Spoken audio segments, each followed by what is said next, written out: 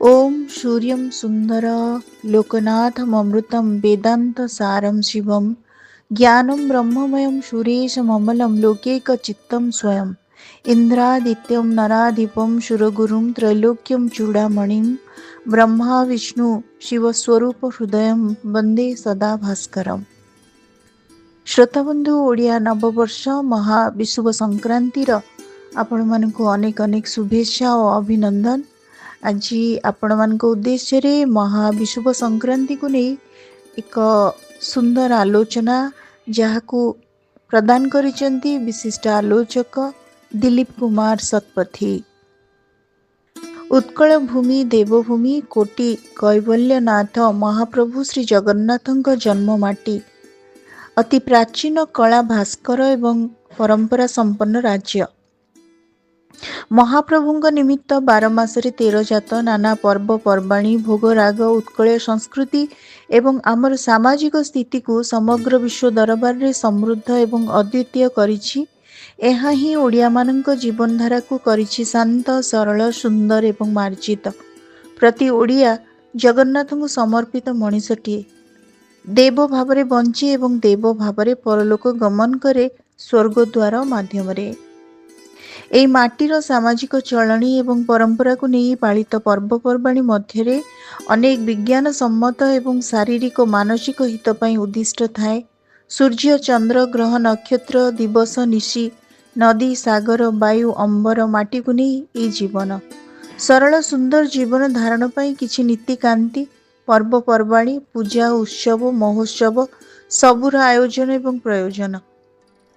श्रोताबंधु आज पणा संक्रांति को नहीं महाविषुव संक्रांति को नहीं आमर आलोचना एवं सूर्यंकर उत्तरायण गति। आमे जाने सूर्य सकल शक्तिर आधार ज्योतिष तत्व अनुजाई रवि संक्रमण कालीन ग्रह चक्र अनुसार 12टी राशि चक्र रही। एणु पृथ्वीर वार्षिक गति द्वारा निज कक्षपथरे सूर्य को परिक्रमा करुथिबा बेले 12 मासरे विभिन्न अवस्थान रे रही सूर्यंकर गोटे राशि चक्र अन्य गोटे राशि चक्र को संक्रमण करुथिबा समय को संक्रांति रूपे गणा जाए। यह होची ओडिया मासर आरंभ बा प्रथम दिन। प्रति मासर आरंभ रे गोटे संक्रांति पड़िले ओडिया पंजिका अनुजाई सूर्यंकर राशि चक्र नामानुसारे संक्रांति गुड़िक हेला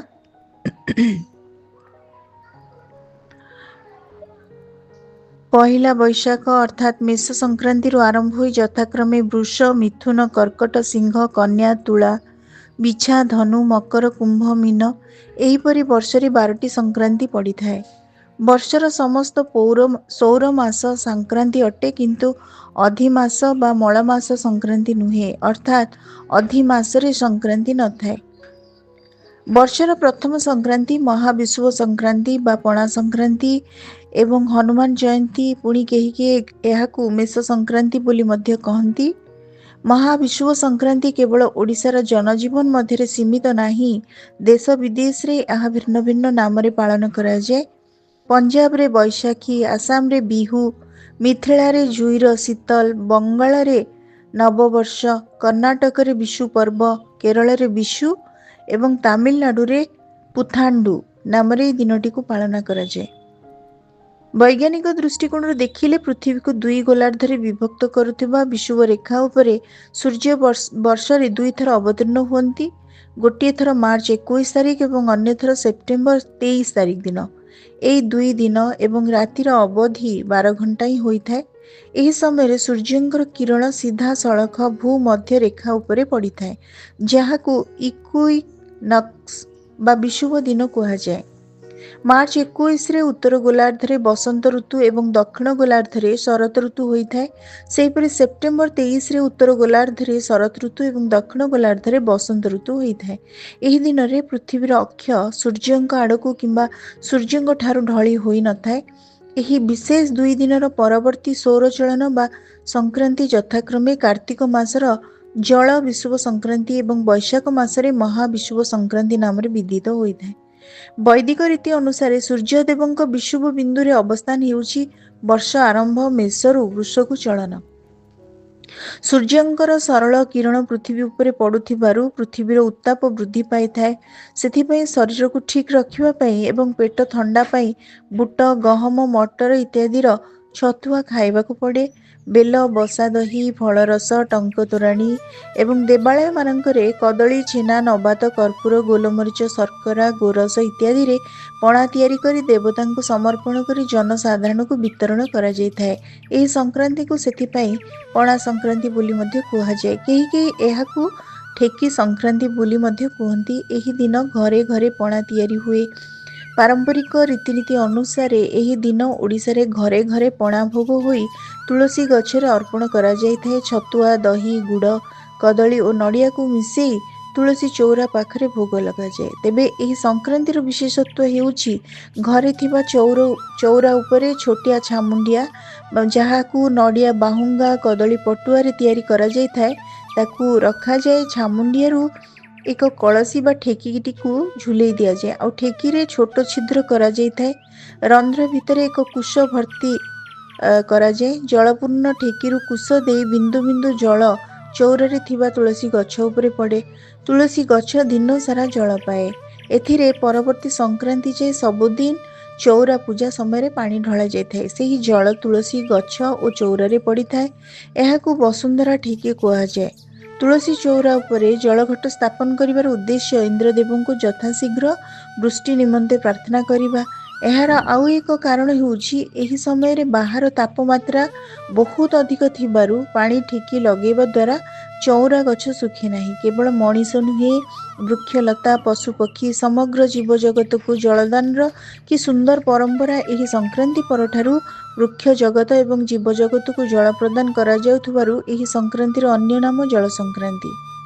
ମହାବିଷୁବ ସଂକ୍ରାନ୍ତି ଦିନ ପାଳନ ହୁଏ ମହାବୀର ଜୟନ୍ତୀ, ଶ୍ରୀରାମ ଭକ୍ତ ହନୁମାନଙ୍କ ଜନ୍ମଦିନ।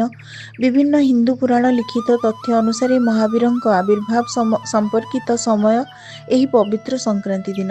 ବେଦ, ଜ୍ୟୋତିଷ ଶାସ୍ତ୍ର ଏବଂ ରାମାୟଣ ବର୍ଣ୍ଣନା ମଧ୍ୟ ଏହାର ପ୍ରମାଣ ଦିଏ। ଏହି ମାସରେ ବାୟୁର ଗତି ଅତି ପ୍ରଖର ଥାଏ। ସୂର୍ଯ୍ୟଙ୍କର ତେଜ ବା ଅଗ୍ନିକୋପ ମଧ୍ୟ ଉଚ୍ଚରେ ଥିବାରୁ ବ୍ରହ୍ମାଣ୍ଡର ହିତ ପାଇଁ ପବନପୁତ୍ର ହନୁମାନଙ୍କୁ ପୂଜା ଅର୍ଚ୍ଚନା କରି ସନ୍ତୁଷ୍ଟ କରାଯାଏ। ଆହୁରି ମଧ୍ୟ ବାଲ୍ମୀକି ରାମାୟଣ ପଢ଼ିବାକୁ ମିଳେ। ମହାବିଷୁବ ସଂକ୍ରାନ୍ତି ଦିନ ରାହୁ ସୂର୍ଯ୍ୟଙ୍କୁ ଗ୍ରାସ କରିବାକୁ ଚାହୁଁଥିଲା, ମାତ୍ର ହନୁମାନ ସୌରମଣ୍ଡଳରେ ପ୍ରବେଶ କରି ରାହୁର ଗତି ରୋଧ କରିଥିଲେ ଏବଂ ସୂର୍ଯ୍ୟ ପୃଥିବୀ ରକ୍ଷା ପାଇଥିଲେ। ହନୁମାନ ଜୟନ୍ତୀ ସହିତ ଏହି ଦିନଠାରୁ ହିଙ୍ଗୁଳା ପୂଜା ମଧ୍ୟ ପାଳନ କରାଯାଏ। ଚୈତ୍ର ମାସରୁ ଆରମ୍ଭ ହୋଇଥିବା ଦଣ୍ଡଯାତ୍ରା ଏହି ବିଷୁବ ସଂକ୍ରାନ୍ତି ଦିନ ଉଦଯାପିତ ହୁଏ। ଦଣ୍ଡଯାତ୍ରା ଦକ୍ଷିଣ ଓଡ଼ିଶା ବିଶେଷ କରି ଗଞ୍ଜାମ ଜିଲ୍ଲାରେ ବହୁତ ପ୍ରସିଦ୍ଧ। ଏହା ବ୍ୟତୀତ ସମତଳ ଅଞ୍ଚଳରେ ଏହି ଦିନ ପବିତ୍ର ଝାମୁ ବ୍ରତର ଉଦଯାପନ କରାଯାଏ। ଯେଉଁମାନେ ଏହି ବ୍ରତ ପାଳନ କରନ୍ତି ତାଙ୍କୁ ପାଟୁଆ ବୋଲି କୁହାଯାଏ। ବ୍ରତ ଉଦଯାପନ ଦିନ ବ୍ରତଧାରୀ କଣ୍ଟା ବା ଜଳନ୍ତା ଅଗ୍ନିରେ ଚାଲନ୍ତି। ଓଡ଼ିଶାର ଅନେକ ଅଞ୍ଚଳରେ ଏହି ବ୍ରତ ଉପଲକ୍ଷେ ଯାତ୍ରା ହୁଏ।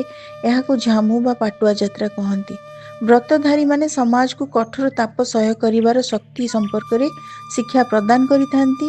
ଏହି ଯାତ୍ରା ଝଙ୍କଡ଼ର ସାରଳା ପୀଠ, ବାଙ୍କିର ମା ଚର୍ଚ୍ଚିକା ପୀଠ, କାକଟପୁର ମା ମଙ୍ଗଳା ଏବଂ ପୁରୀର ମା ଝାଡ଼େଶ୍ୱରୀ ପୀଠରେ ଅତ୍ୟନ୍ତ ନିଷ୍ଠାର ସହିତ ବିଧିପୂର୍ବକ ପାଳନ କରାଯାଇଥାଏ। ମହାବିଷୁବ ସଂକ୍ରାନ୍ତିରେ ପୁଣ୍ୟ ପ୍ରାପ୍ତି ନିମନ୍ତେ ବ୍ରାହ୍ମଣ ଏବଂ ଯାଚକମାନଙ୍କୁ ଦାନ ଦିଆଯାଏ।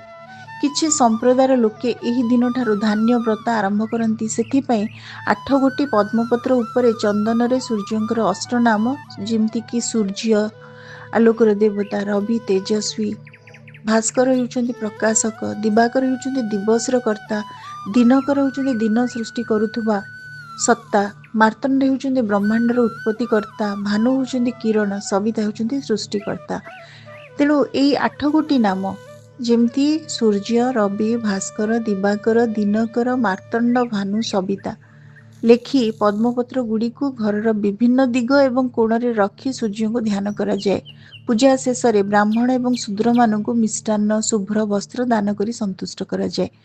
ଓଡ଼ିଆ ନବବର୍ଷ ଆରମ୍ଭରେ ଶ୍ରୀମନ୍ଦିର ଚଳଚଞ୍ଚଳ ହୋଇ ଉଠେ। ଏହି ଦିନ ସକାଳ ଧୂପ ସରିବା ପରେ ମହାପ୍ରଭୁଙ୍କ ବାଡ଼ରୁ ଆଜ୍ଞାମାଳ ନିଆଯାଇ ଶ୍ରୀମନ୍ଦିର ଚାରିଦ୍ୱାରରେ ଥିବା ମହାବୀରମାନଙ୍କୁ ଏବଂ 12 ଭାଇ ମହାବୀରଙ୍କୁ ଦିଆଯାଏ। ମହାପ୍ରଭୁଙ୍କ ପାଖରେ ବିଶେଷ ପୂଜା ସହିତ ପଣା ଭୋଗ କରାଯାଏ, ଯାହାକୁ କୁହନ୍ତି ବିଷୁବ ପଣା। ଏହାର ତୁଳନା ମହାପ୍ରସାଦ ସହିତ କରାଯାଏ। ଏହି ପ୍ରସାଦ ରାଜନଗରକୁ ପଠାଯାଏ ଗଜପତି ମହାରାଜଙ୍କ ଉଦ୍ଦେଶ୍ୟରେ। ପରେ ବଡ଼ପଣ୍ଡା, ପଢ଼ିଆରୀ, ସେବକ ଏବଂ ସମସ୍ତ ଭକ୍ତଜନଙ୍କୁ ଅର୍ପଣ କରାଯାଏ। ଆନନ୍ଦ ବଜାର ଏବଂ ଚାରିଦ୍ୱାରରେ ଭକ୍ତଗଣଙ୍କୁ ଟଙ୍କ ତୋରାଣୀରେ ଆପ୍ୟାୟିତ କରାଯାଏ। ଏହି ଦିନ ମହାପ୍ରଭୁଙ୍କ ପାଖରେ ନୂତନ ପାଞ୍ଜି ପୂଜା କରାଯାଏ। ଓଡ଼ିଆ କୋହିନୂର ପଞ୍ଜିକା ଉନ୍ମୋଚନ ହୁଏ। ପୁରା ବର୍ଷ ବିଶ୍ୱ ପାଇଁ ମଧୁମୟ ହେବା ପାଇଁ ପ୍ରାର୍ଥନା କରାଯାଏ। ପ୍ରଥମ ପାଞ୍ଜି ମୁକ୍ତି ମଣ୍ଡପକୁ ଆସେ, ତାପରେ ଭକ୍ତଗଣଙ୍କୁ ବିକ୍ରି କରାଯାଏ। ଏହି ଦିନ ପୁରୀର ଆଖଡ଼ାମାନଙ୍କରେ ସେବାୟତ ମଲ୍ଲମାନେ ଗତାନୁଗତିକ ପ୍ରତିଯୋଗିତା କରନ୍ତି। ସମସ୍ତଙ୍କୁ ଛତୁଆ ପଣା ବଣ୍ଟନ କରାଯାଏ। ଆଧୁନିକତାରେ ବିଭୋର ହୋଇ ପ୍ରତିଯୋଗିତାମୂଳକ ଜୀବନଯାପନ ଏବଂ ବସ୍ତୁବାଦୀ ଦୁନିଆରେ ମଣିଷ ଆଜି ଭୁଲି ଯାଉଛି ନିଜ ସଂସ୍କୃତି, ପରମ୍ପରା ଏବଂ ଭାଇଚାରାକୁ। ସହରୀ ଲୋକଟିଏ ଡିସେମ୍ବର 31 ମଧ୍ୟ ରାତିରେ ବାଣ ଫୁଟାଇ କେକ୍ କାଟି ଜାନୁଆରୀ 1 ଦିନ ବିଭିନ୍ନ ପ୍ରକାର ଦାମୀ ହୋଟେଲ, କ୍ଲବରେ ନବବର୍ଷ ପାଳନ କରେ। ଗାଁରେ ରହୁଥିବା ସାଧାରଣ ମଣିଷଟି ନିଜର ଭିଟା ମାଟିକୁ ଜାବୁଡ଼ି ଧରି ଏବେ ବି ବଞ୍ଚିଛି ତାର ଐତିହ୍ୟ ଏବଂ ପରମ୍ପରାକୁ ନେଇ। ପରିବାର ଏବଂ ଆତ୍ମୀୟ ସ୍ୱଜନଙ୍କ ସୁଖ ମନାସୁଛି। ଗ୍ରାମଦେବତୀ ପାଖରେ ଦୀପଟିଏ ଜାଳି ମୁଣ୍ଡିଆ ମାରୁଛି। ଐତିହ୍ୟ ଅନୁରାଗୀ ମଣିଷଟି ତାର ନୁଆଣିଆ ଚାଳଘର ହେଉ ଅବା ବହୁତଳ କୋଠାଘର ଅଗଣାରେ ହେଉ, ବୃନ୍ଦାବତୀ ଚଉରା ଉପରେ ପଣା ଘଡ଼ିଟିଏ ଟାଙ୍ଗି ଦେଇ ପଣା ଭୋଗ କରେ ଏବଂ ସାଇ ଭାଇ ଜ୍ଞାତି କୁଟୁମ୍ବଙ୍କ ଘରେ ପହଞ୍ଚାଇ ଦିଏ। ସମସ୍ତଙ୍କର ଶୁଭ ମନାସେ। ଏବେ ବି ଆଶା ଅଛି, ଯେତେ ଆଧୁନିକ ହେଲେ ବି ଓଡ଼ିଆ ତାର ଜଗନ୍ନାଥ ସଂସ୍କୃତି, ନିଜ ପରମ୍ପରା କେବେ ବି ଭୁଲିବ ନାହିଁ। ଦେବାଳୟ ଗ୍ରାମରେ ହେଉ ଅବା ସହରରେ, ଏ ମଥା ସବୁଠି ନଇଁଯାଏ। ଆମର ଭବିଷ୍ୟ ପିଢ଼ିକୁ ଗଢ଼ିବାର ଉତ୍ତରଦାୟିତ୍ୱ ସମସ୍ତଙ୍କର। ଶିକ୍ଷା, ଦୀକ୍ଷା, ଧନୀ, ଦରିଦ୍ର, ଶିକ୍ଷିତ, ଅଶିକ୍ଷିତ, ନାରୀ ପୁରୁଷ ନିର୍ବିଶେଷରେ ନିଜ କଳା, ସଂସ୍କୃତି, ପରମ୍ପରା, ପୂଜା, ପର୍ବପର୍ବାଣୀ, ଓଷା, ବ୍ରତ ସବୁ ପାଳନ କରିବା ଏବଂ ଅନ୍ୟକୁ ପାଳନ କରିବା ପାଇଁ ପ୍ରବର୍ତ୍ତାଇବା ହିଁ ପ୍ରକୃତ ଭାଇଚାରା। ଆସ ଆସ ନବ ସମ୍ବତ୍ସର ତବ ପୟରେ ଅଭିବାଦନ। ଆସ ଆସ ନବ ସମ୍ବତ୍ସର ତବ ପୟରେ ଅଭିବାଦନ। ହରି ଦୁଃଖ ଭାର ଉତ୍କଳ ପ୍ରଜାର, କର ମଙ୍ଗଳ ସାଧନ। ଉତ୍କଳ ଜୀବନେ ପଶି ନବ ବଳ, ନବ ଆଶା ପଥ କରୁଛି ଉଜ୍ଜ୍ୱଳ। ଶ୍ରୋତାବନ୍ଧୁ, ପ୍ରୋକ୍ତ ପଂକ୍ତିଟି ସ୍ୱଭାବ କବି ଗଙ୍ଗାଧର ମେହେରଙ୍କର ଥିଲା। ଆଜି ମହାବିଷୁବ ସଂକ୍ରାନ୍ତି ଉପଲକ୍ଷେ ଆପଣମାନଙ୍କୁ ଆଜିର ଏଇ ଅଡ଼ିଓଟି କେମିତି ଲାଗିଲା, ଓଡ଼ିଆ ନବବର୍ଷ ଉଦ୍ଦେଶ୍ୟରେ ପ୍ରସ୍ତୁତ ଏହି ଅଡ଼ିଓଟି ସମ୍ପର୍କରେ ଆପଣମାନଙ୍କର ମତାମତ ଆମମାନଙ୍କୁ ପ୍ରେରଣ କରନ୍ତୁ। ଆମେ କୃତାର୍ଥ ହେବୁ। ଅନେକ ଅନେକ ଧନ୍ୟବାଦ।